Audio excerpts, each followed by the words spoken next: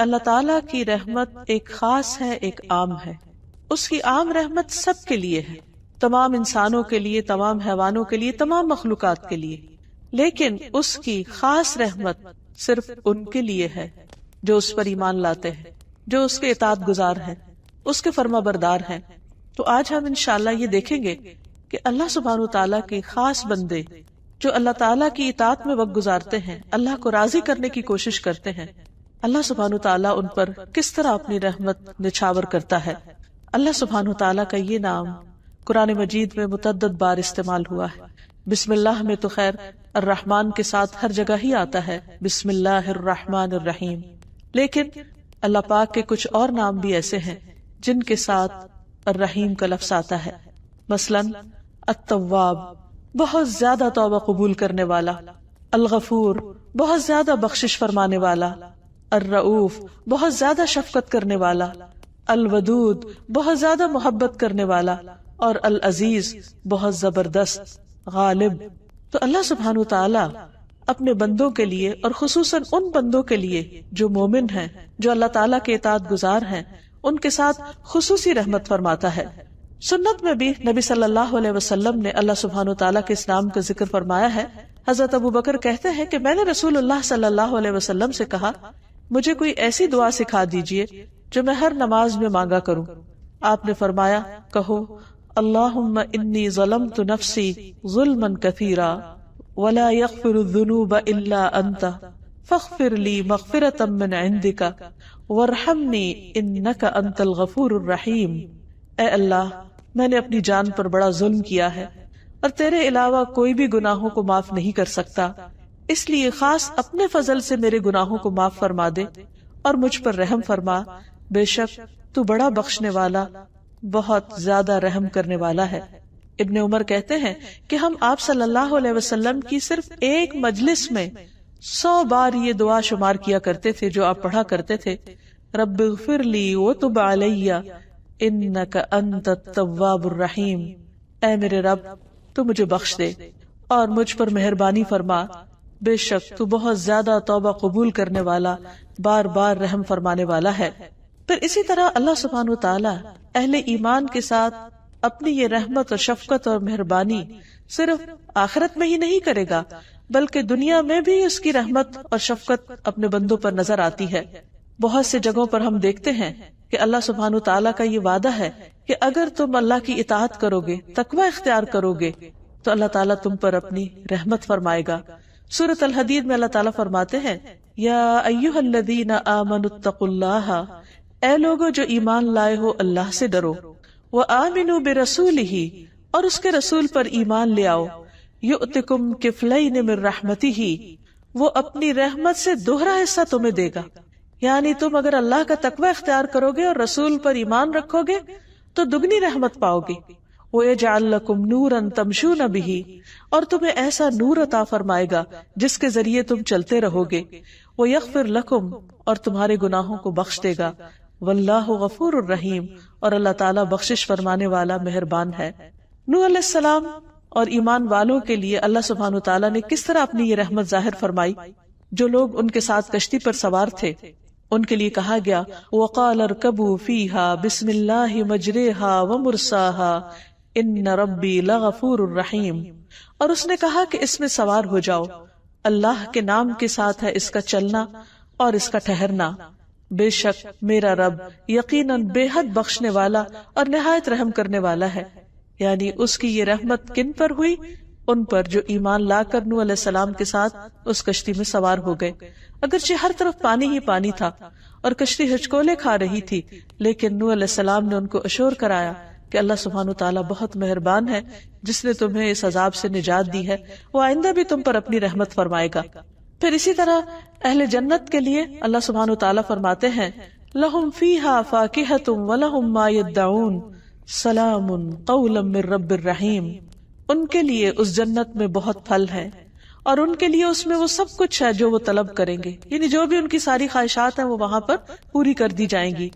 سلام اس رب کی طرف سے کہا جائے گا جو غفور الرحیم ہے.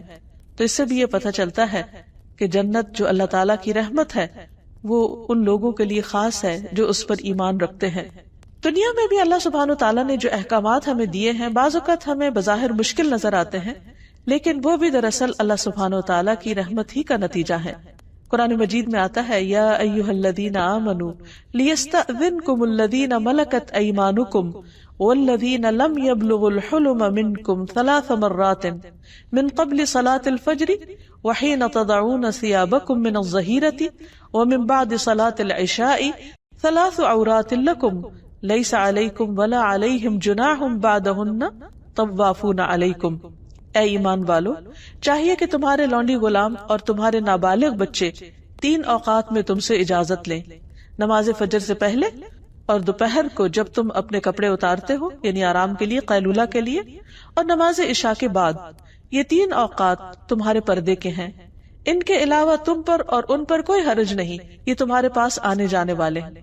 یہ گھریلو زندگی کے اندر کے احکامات ہیں جو اللہ سبحانہ تعالیٰ نے دیے ہیں۔ اس میں بظاہر ایک رکاوٹ نظر آتی ہے، لیکن ابن عباس کہتے ہیں بلا شبہ اللہ عز و جل حلیم ہے اور مومنوں پر بہت رحم فرمانے والا ہے، اور وہ پردے کو پسند کرتا ہے، کیونکہ اس دور میں گھروں میں باقاعدہ دروازے نہیں ہوتے تھے اور پردے اور کپڑے کے پردے وغیرہ ہوتے تھے، تو بعض اوقات کوئی خادم آتا، بچہ یا کوئی بچی آ جاتی اور مرد اپنی بیوی کے ساتھ ہوتا، تو اللہ تعالیٰ نے انہیں پردے کے ان اوقات میں اجازت لینے کا حکم دیا۔ تو اللہ تعالیٰ کا یہ حکم مومنوں کے لیے اس کی رحمت کا باعث تھا، یعنی رحمت کی وجہ سے اس نے عطا کیا۔ پھر اسی طرح ہم دیکھتے ہیں کہ مختلف اوقات میں اللہ تعالیٰ اپنے نیک بندوں کی جس طرح دعائیں سنتے ہیں اور جس طرح ان کی فریادیں سن کر ان پر رحم فرماتے ہیں، اس کا ذکر بھی قرآن مجید میں ملتا ہے۔ زکریا علیہ السلام زندگی کے ایک بڑے حصے کو گزار چکے تھے، انتہائی بڑھاپے کی عمر میں پہنچ چکے تھے، لیکن اپنے رب کی رحمت سے کبھی مایوس نہیں ہوئے۔ وہ کہتے ہیں لم اکن بدعائک رب شقیا، اللہ تجھ سے دعا مانگ کر تو میں کبھی بدبخت رہا ہی نہیں، میری دعا تو ہمیشہ سنی گئی، میں کیسے تجھ سے مایوس ہو سکتا ہوں۔ اسی لیے سورۃ مریم میں آتا ہے ذکر رحمت ربک عبدہ زکریا اذ نادى ربه نداء خفيا قال رب انی وهن العظم مني واشتعل الرأس شيبا ولم أكن بدعائك رب شقيا۔ رب کی اپنے بندے زکریا پر رحمت کا ذکر ہے جب اس نے اپنے پروردگار کو چپ کے پکارا اور کہا اے میرے رب، یقیناً میں ہوں کہ میری ہڈیاں کمزور ہو گئیں اور سر بڑھاپے سے شعلے مارنے لگا، یعنی بالکل سفید ہو چکا ہے، اور اے میرے رب میں تجھے پکارنے میں کبھی بھی محروم نہیں ہوا، یعنی تو نے ہمیشہ مجھ پر رحمت کی۔ اور واقعی جب انہوں نے رب کی رحمت کو پکارا تو اللہ سبحانہ وتعالیٰ نے اس بڑھاپے میں، جبکہ وہ خود بھی بوڑھے تھے اور ان کی بیوی بھی بانجھ ہو چکی تھی، ان کی دعا سنی اور انہیں یحییٰ علیہ السلام جیسی اولاد دی، جس کا نام بھی اللہ سبحانہ وتعالیٰ نے خود رکھا۔ پھر اسی طرح بعض اوقات اہل ایمان پر دنیا میں امتحان آتے ہیں، آزمائشیں آتی ہیں، تو لوگ عموماً یہ کہتے ہیں کہ پھر رب کی رحمت تو نہ ہوئی، لیکن حقیقت یہ ہے کہ بعض امتحان اور بعض مشکلات بھی انسان کے لیے رحمت ہوتے ہیں۔ اللہ سبحانہ وتعالیٰ قرآن مجید میں فرماتے ان مع العسر یسرا فإن مع العسر یسرا، بے شک تنگی کے ساتھ آسانی، بس یقیناً تنگی کے ساتھ آسانی بھی ہے۔ یعنی اگر کبھی ایمان کے باوجود، نیک کام کرنے کے باوجود، دعاؤں کے باوجود حالات مشکل ہو، زندگی میں تکلیف ہو، پریشانی ہو، تو بھی کبھی یہ نہیں سوچنا چاہیے کہ ہمارا رب ہم سے ناراض ہے یا وہ دعا نہیں سنتا یا اس سے کسی بھی قسم کا ایسا کوئی گلہ شکوہ نہ ہو، کیونکہ کسی بھی چیز میں تاخیر یہ بھی اللہ کے اذن سے ہوتی۔ اللہ ہر حال میں اپنے بندوں پر مہربان ہے، ہم نہیں جانتے، ہم تو ظاہری چیزوں کو دیکھ کر فیصلے کرتے ہیں، لیکن وہ مہربان رب جانتا ہے کہ مجھے اپنے بندے کو کس وقت کس نعمت سے نوازنا ہے، کون سی نعمت اسے کب ملے گی تو وہ حقیقت میں شکر گزار ہوگا، اور کون سی نعمت اس کے اندر فرما برداری کی بجائے نافرمانی بھی لا سکتی ہے۔ اس لیے وہ اپنے بندے کو کچھ چیزوں سے روک کر رکھتا ہے، اور اس روکنے میں ہی بندے کے لیے فائدہ اور بھلائی ہوتی ہے۔ اصل بات یہ ہے کہ انسان اپنے رب پر اعتماد کرتے ہوئے، اس کے فیصلوں پر یقین کرتے ہوئے اور اس کی رحمت کو محسوس کرتے ہوئے اس پر پورا ٹرسٹ رکھے اور اس کے فیصلوں کو دل سے قبول کر لے، کیونکہ اس کے یہ فیصلے بھی رحمت پر ہی مبنی ہے۔ نبی صلی اللہ علیہ وسلم کی اہلیہ حضرت عائشہ کہتی ہے میں نے رسول اللہ صلی اللہ علیہ وسلم سے طاعون کے بارے میں پوچھا، پلیگ بیماری ہے۔ آپ نے فرمائی ایک عذاب ہے، اللہ تعالیٰ جس پر چاہتا ہے بھیجتا ہے، لیکن بعض اوقات اس بیماری کا شکار مسلمان بھی ہو جاتے ہیں. تو پھر کیا وہ لوگ جو ایمان کی حالت میں ہیں یا وہ لوگ جو اچھے کام کر رہے ہیں، اگر وہ اس بیماری کا شکار ہو جائیں تو کیا ان پر بھی عذاب آ گیا؟ نہیں. فرمایا بے شک اللہ نے اس کو مومنوں کے لیے باعث رحمت بنایا ہے. وہ کس طرح؟ وہ اس طرح کہ اگر کوئی طاعون کی بیماری میں فوت ہو جاتا ہے تو وہ شہادت کا مرتبہ پاتا ہے، اور شہید کا درجہ اور رتبہ تو سب کو معلوم ہے. ایک اور روایت میں آتا ہے رسول اللہ صلی اللہ علیہ وسلم نے فرمایا جب زمین میں برائی عام ہو جائے گی تو اللہ تعالیٰ اہل زمین پر اپنا عذاب نازل فرما دے گا. اگر ان میں نیک لوگ ہوئے تو جو لوگوں کو پہنچا وہ ان کو بھی پہنچے گا، کیونکہ بعض اوقات ایسی چیزیں آ جاتی ہیں، کوئی طوفان آ جاتے ہیں، آندھی آ جاتی ہے، زلزلے آ جاتے ہیں، اس میں نیک و بد سبھی پس جاتے ہیں. تو ایسی صورت میں اگر وہ کسی قوم پر عذاب بھی ہو تو اس کے اندر پائے جانے والے اہل ایمان کے لیے وہ چیز بھی رحمت بن جاتی ہے. فرمایا پھر وہ اللہ کی رحمت کی طرف لوٹ آئیں گے، یعنی وہ اللہ سے اس حال میں جا ملیں گے کہ اللہ تعالیٰ ان سے راضی ہوگا اور وہ آخرت میں اللہ کی رحمت کو پالیں گے. کیونکہ مومن کو اس دنیا میں کوئی بھی تکلیف جو آتی، کوئی بھی پریشانی جو آتی، حتیٰ کہ اگر اس کو صرف ایک کانٹا بھی چبھ جاتا ہے، کوئی کانٹے کی پرک بھی ہو جاتی، تو اس پر بھی اس کے گناہ معاف ہوتے ہیں، اس پر بھی وہ اللہ سبحانہ و تعالیٰ کا قرب حاصل کرتا ہے. تو اس لیے مومن کے تو ہر حال میں خیر ہی خیر ہے، اس کے ہر حال میں بھلائی ہی بھلائی، اور یہ چیز مومن کے سوا کسی کو نصیب نہیں کہ جب اس کو کوئی نعمت پہنچتی ہے اور وہ شکر ادا کرتا ہے تو اللہ تعالیٰ اس سے راضی ہوتا ہے، اللہ تعالیٰ اس سے خوش ہو جاتا ہے. اور اگر اسے کوئی تکلیف آتی ہے اور اس پر وہ صبر کرتا ہے تو اللہ سبحانہ و تعالیٰ کی رضا پاتا ہے، اور صبر پر اس کو بے حد و حساب اجر ملتا ہے. اس لیے اگر آپ اچھے اچھے کام کر رہے ہو، اللہ کی عبادت میں بھی کمی نہ کرتے ہو، صدقہ خیرات بھی کرتے ہو، اور بھی نیکی کے کاموں میں بڑھ چڑھ کر حصہ لیتے ہو، اور ان سب کاموں کے کرنے کے باوجود اگر پھر حالات تنگ ہو جائے، فقر و فاقہ آ جائے یا کسی اور طرح کی آزمائش آ جائے، تو کبھی بھی شیطان یہ وسوسہ دل میں ڈالنے میں کامیاب نہ ہو کہ تمہارا رب تم پر ناراض ہے اور وہ تم پر اپنی رحمت کبھی بھی نہیں بھیجے گا یا کبھی تمہاری دعا قبول نہیں ہوگی. نہیں، بندہ مومن کے لیے اس دنیا میں ہر چیز رحمت ہی رحمت ہے، کبھی اچھی شکل میں اور کبھی تکلیف دہ شکل میں، کیونکہ بعض تکلیفیں انسان کو اللہ سبحانہ تعالیٰ سے اور زیادہ قریب کر دیتی. ایک روایت سے یہ پتہ چلتا ہے کہ بندے کے لیے اللہ سبحانہ تعالیٰ نے ایک خاص مقام اور درجہ رکھا ہوتا ہے اپنے ہاں. جب اللہ تعالیٰ دیکھتا ہے کہ بندہ صرف اپنے عمل کی بنا پر اس درجے کو نہیں پہنچ پا رہا تو وہ اس پر کوئی امتحان بھیج دیتا ہے، کوئی تکلیف بھیج دیتا ہے، اور جب وہ اس پر صبر کرتا ہے تو اس صبر کی وجہ سے وہ اس بلند منزل کو بہت تیزی سے پہنچ جاتا ہے. تو بعض اوقات ہم سوچتے ہیں کہ ہم تو اچھے کام کر رہے تھے، پھر ہم پر یہ مصیبت کیوں آئی، پھر ہماری یہ مشکل کیوں کھڑی ہوئی. اس وقت بندے کو سمجھ نہیں آتی، لیکن بندے کی سمجھ تو معمولی ہے، کمزور ہے، بندے کو ہر بات سمجھ آ ہی نہیں سکتی. اللہ سبحانہ تعالیٰ کا علم کامل ہے، اور اللہ کے علاوہ ساری مخلوق کا علم تو ایک قطرے کے برابر بھی نہیں. اس لیے ہمیں ایسی باتیں کیسے سمجھ آئیں گی کہ کوئی تکلیف ہم پر کیوں آئی ہے. لیکن اللہ سبحانہ تعالیٰ اپنے بندوں پر ہر حال میں مہربان ہے، اور وہ تکلیف کے ذریعے بھی دراصل بندے پر رحم کر رہا ہوتا ہے. پھر اسی طرح بعض اوقات انسان کے ایمان کا امتحان ہو جاتا ہے، اور ایسے حالات پیش آتے ہیں کہ انسان کو اپنی زبان سے وہ بات کہنی پڑ جاتی ہے جو اس کا دل نہیں کہہ رہا ہوتا، یا بعض اوقات کسی ایسی سچویشن میں ہوتا ہے کہ وہ اللہ کی اطاعت کرنا چاہتا ہے لیکن وہ نہیں کر رہا ہوتا، نہیں کر پاتا باوجود کوشش کے. تو ایسی صورت میں بھی اللہ سبحانہ و تعالیٰ اس پر ناراض نہیں ہوتا. مثلا اسلام سے پہلے دور جاہلیت میں مدینہ میں بعض لوگ لونڈیوں سے کوہبہ گری کا کام کرواتے تھے، یعنی پروسٹیٹیوشن عام تھی.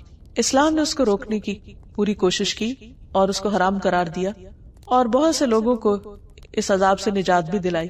اس کے باوجود بعض لوگ جو مسلمان نہیں تھے وہ اس غلط کام میں ملوث تھے.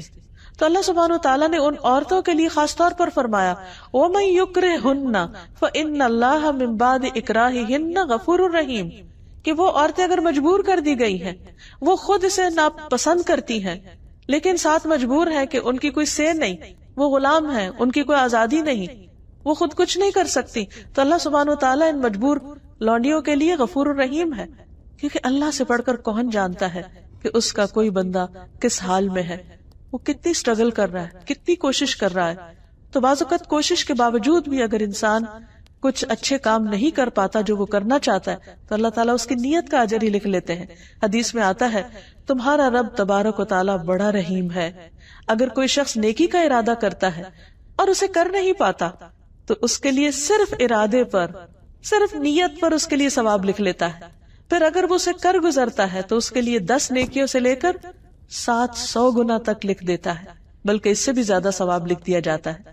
اور اگر کوئی شخص گناہ کا ارادہ کرتا ہے اور پھر اس کو کرتا نہیں ہے تو اس نہ کرنے پر بھی اس کے لیے نیکی کا ثواب لکھ دیا جاتا ہے، حالانکہ اس کا ارادہ تھا برا کرنے کا لیکن اس نے کیا نہیں. اور اگر وہ اس کو کر لیتا ہے تو اس گناہ پر صرف 1 گناہ لکھا جاتا ہے، یا اللہ تعالیٰ اس کو بھی مٹا دیتا ہے.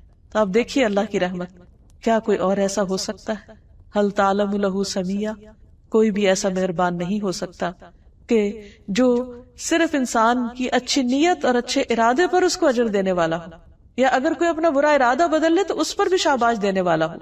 پھر اسی طرح اللہ سبحانہ تعالیٰ ایمان والوں پر نہ صرف یہ کہ ان کی زندگی میں اور آخرت میں، بلکہ دنیا سے ان کے جانے کے بعد بھی ان کے اعمال کی حفاظت کرتا ہے. یہ بھی اس کی خاص رحمت ہے. مثلا نبی صلی اللہ علیہ وسلم جب مدینہ تشریف لائے تو 16-17 ماہ تک تقریباً بیت المقدس کی طرف منہ کر کے نماز پڑھتے رہے. اس کے بعد تحویل قبلہ کا حکم ہوا، خانہ کعبہ کی طرف رخ کرنے کا. تو ایسے میں وہ لوگ جو اس دوران فوت ہو گئے تھے اور انہوں نے پہلے ہی قبلے کو یعنی قبلہ اول کو ہی اپنا قبلہ بنا رکھا تھا، تو ان کے دل میں یہ خیال پیدا ہوا باقی لوگوں کے کہ کہیں ان کی نمازیں ضائع تو نہیں ہو گئی. تو اس پر اللہ سبحانہ تعالیٰ نے فرمایا کہ اللہ ایسا نہیں کہ تمہارے ایمان ضائع کر دے، بے شک اللہ اپنے بندوں پر بڑی شفقت کرنے والا اور بڑا رحیم ہے. وہ تو بندے کا دل دیکھتا ہے کہ اس کے اندر کیا شوق ہے، کیا ارادہ ہے، وہ خود کیا کرنا چاہتا ہے. تو اگر ایک بندہ خود نیکی کا ارادہ کرتا ہے اور اچھی نیت کے ساتھ کوئی اچھا کام کرتا ہے لیکن اس کی سمجھ میں بات درست نہیں ہوتی وہ، تو بھی اللہ تعالیٰ اس پر اس کو اجر دے دیتا ہے. پھر ایمان والوں کی اولاد پر اللہ تعالیٰ رحمت کرتا ہے. سورۃ کہف میں ایک بہت خوبصورت واقعہ ملتا ہے جس میں موسیٰ علیہ السلام خضر علیہ السلام سے ملاقات کرنے کے لیے جاتے ہیں. پھر خضر علیہ السلام ان کو کچھ سکھانے کے لیے کشتی میں سوار ہوتے ہیں اور مختلف جگہوں کا ٹور کرتے ہیں. اس دوران وہ ایک بستی میں جاتے ہیں، وہاں سے کھانا مانگتے لیکن انہیں کھانا نہیں ملتا. راستے میں وہ دیکھتے ہیں چلتے ہوئے کہ ایک دیوار گرنے لگی ہے تو وہ اس کو تعمیر کر دیتے ہیں. موسیٰ علیہ السلام بہت حیران ہوتے ہیں کہ جس بستی والوں نے آپ کو کھانا نہیں دیا آپ ان کی دیوار تعمیر کر رہے ہیں.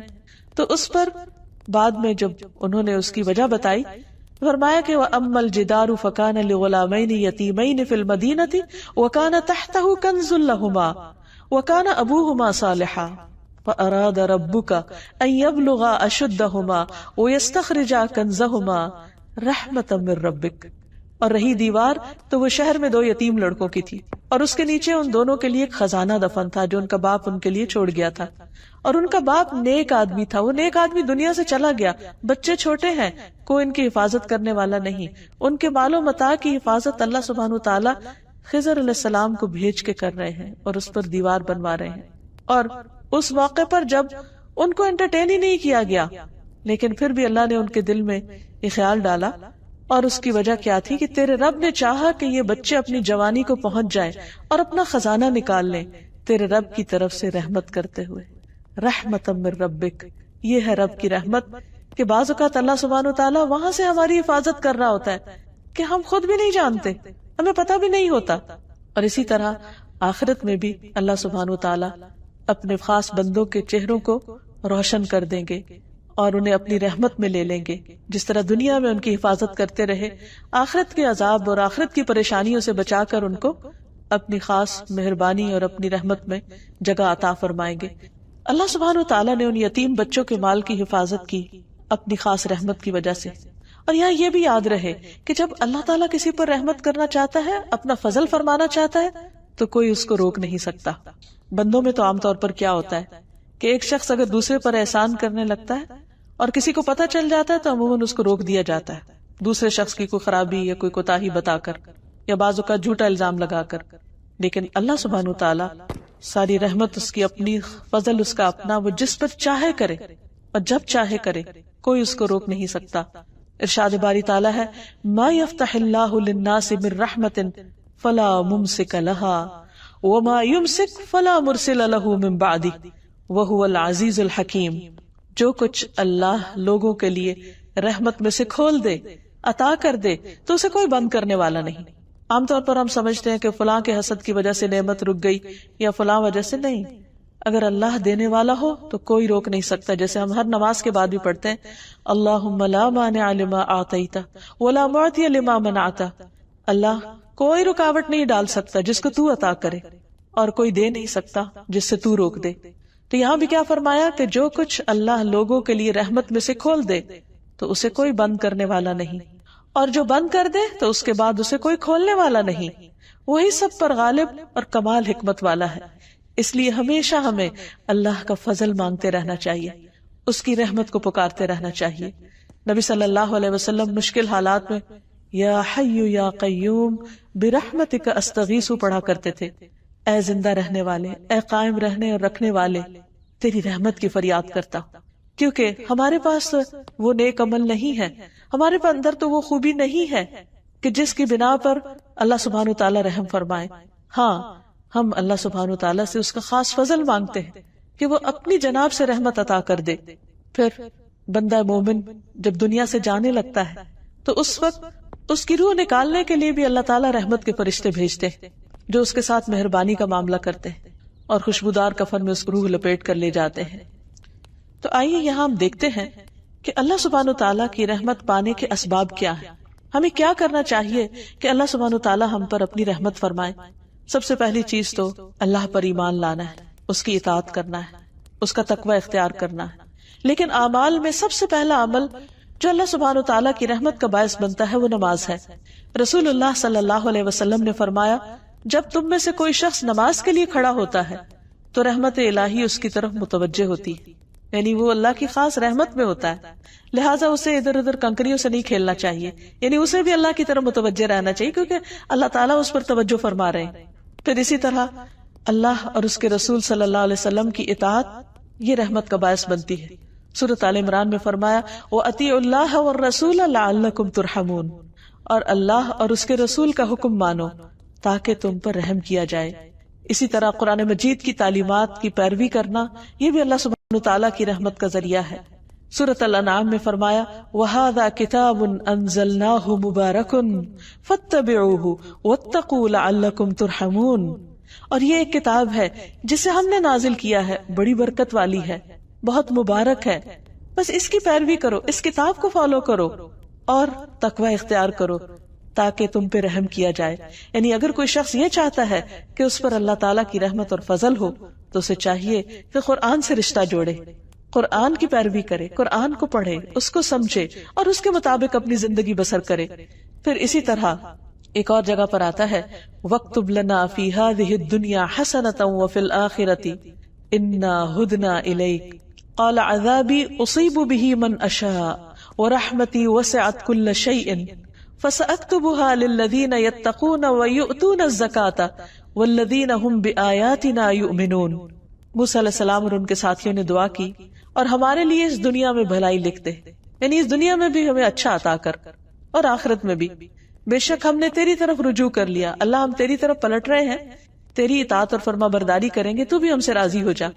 تو اللہ تعالیٰ نے کیا فرمایا میرا عذاب میں اسے پہنچاتا ہوں جسے چاہتا ہوں، اور میری رحمت نے ہر چیز کو گھیر رکھا ہے، سو میں اسے ان لوگوں کے لیے ضرور لکھ دوں گا اپنی رحمت کو جو تقوی اختیار کریں گے اور جو زکوٰۃ دیں گے. یہاں اللہ سبحانہ وتعالیٰ نے زکوٰۃ کا ذکر خاص طور پر کیا، نماز کا ذکر یہاں نہیں ہے. تقوی کے بعد زکوٰۃ کا ذکر ہے. نماز کا ذکر نبی صلی اللہ علیہ وسلم کی حدیث میں ہے کہ نماز کی حالت میں اللہ کی رحمت متوجہ ہوتی ہے، اور یہاں پر اللہ تعالیٰ کا وعدہ ہے کہ جو زکوٰۃ دیں گے ان کے لیے میں لازماً اپنی رحمت لکھ دوں گا، اور ان کے لیے جو ہماری آیات پر ایمان رکھتے ہیں، یعنی قرآن مجید پر کسی قسم کا شک نہیں ہونا چاہیے انسان کو.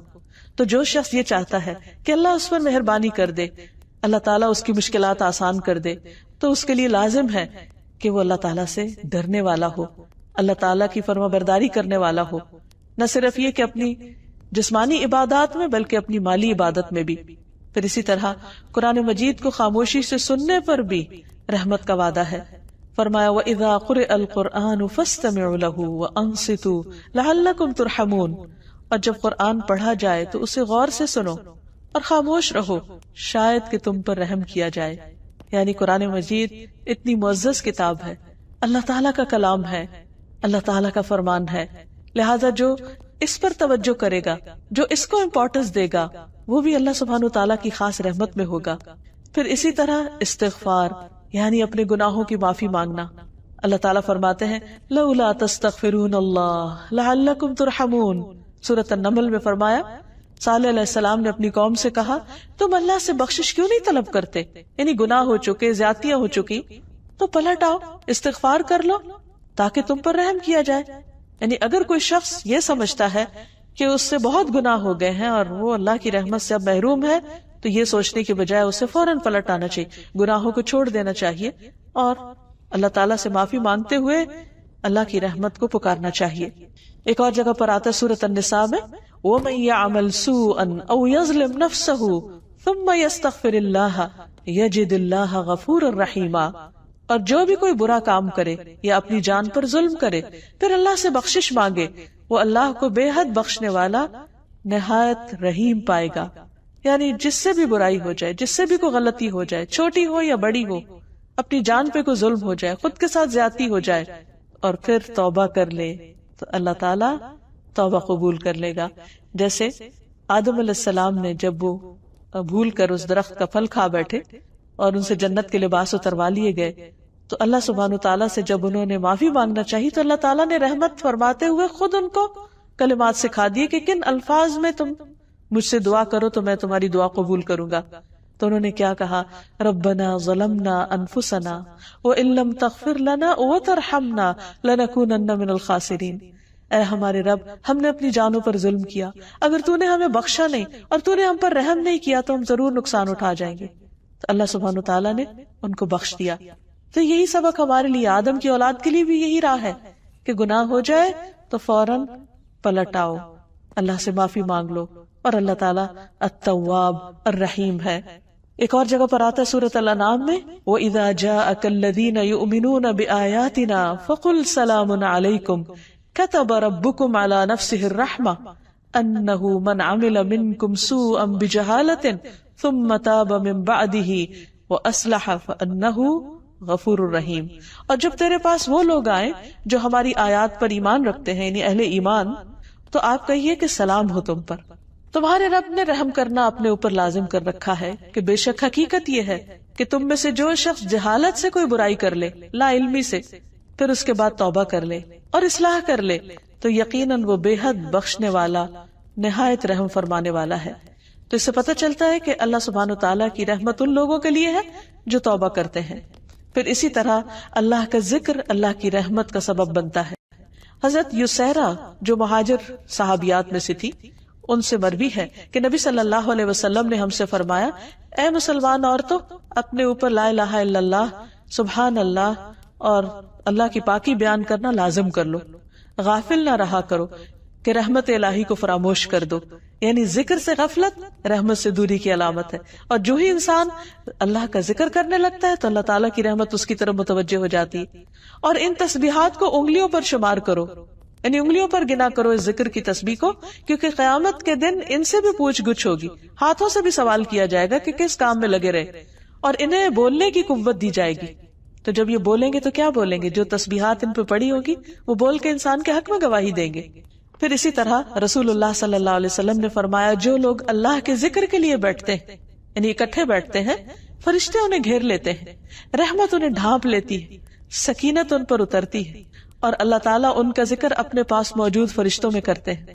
پھر اسی طرح دوسروں کو معاف کر دینا چاہیے۔ اگر انسان یہ چاہتا ہو کہ اس پر اللہ سبحانہ وتعالیٰ کی رحمت ہو تو اسے چاہیے کہ وہ بندوں پر رحم کرے اور بندوں کے قصور معاف کر دے۔ پھر اسی طرح بندوں کی عیادت، بندوں پر رحمت اور شفقت، اگر کوئی بیمار ہو جائے تو خاص طور پر اس کا خیال کرنا۔